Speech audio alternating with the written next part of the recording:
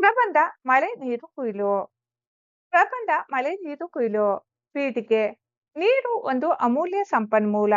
ಜಗತ್ತಿನ ಸಕಲ ಜೀವರಾಶಿಗಳ ಉಸಿರಿಗೆ ನೀರು ಅತ್ಯಗತ್ಯ. ದಿನೇ ದಿನೇ ಹೆಚ್ಚುತ್ತಿರುವ ಜನಸಂಖ್ಯೆ ಮತ್ತು ನಗರೀಕರಣದಿಂದಾಗಿ ಜಲಕ್ಷಾಮ ತೀವ್ರವಾಗುತ್ತಿದೆ. ಇಂತಹ ಪರಿಸ್ಥಿತಿಯಲ್ಲಿ ನೈಸರ್ಗಿಕವಾಗಿ ಸಿಗುವ ಮಳೆ ನೀರನ್ನು ವ್ಯರ್ಥವಾಗಿ ಹರಿದು ಹೋಗಲು ಬಿಡದೆ ಜಾಣ್ಮೆಯಿಂದ ಸಂಗ್ರಹಿಸಿ ಬಳಸುವ ತಂತ್ರಜ್ಞಾನವೇ ಮಳೆ ನೀರು ಕೊಯ್ಲು. ವಿಷಯ ವಿಸ್ತರಣೆ. ಮಳೆ ಕೊಯ್ಲಿನಲ್ಲಿ ಪ್ರಮುಖವಾಗಿ 2 ವಿಧಾನಗಳಿವೆ.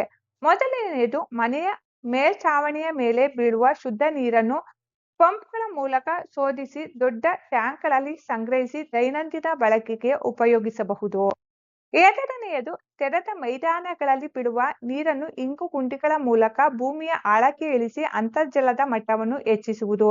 ಈ ಪದ್ಧತಿಯು ಕನಿಷ್ಠ ವೆಚ್ಚದಲ್ಲಿ ಹೆಚ್ಚು ನೀರನ್ನು ಉಳಿಸಲು ನೆರವಾಗುತ್ತದೆ ಮತ್ತು ಬೇಸಿಗೆಯಲ್ಲಿ ಉಂಟಾಗುವ ತೀವ್ರ ನೀರಿನ ಅಭಾವವನ್ನು ತಡೆಯುತ್ತದೆ.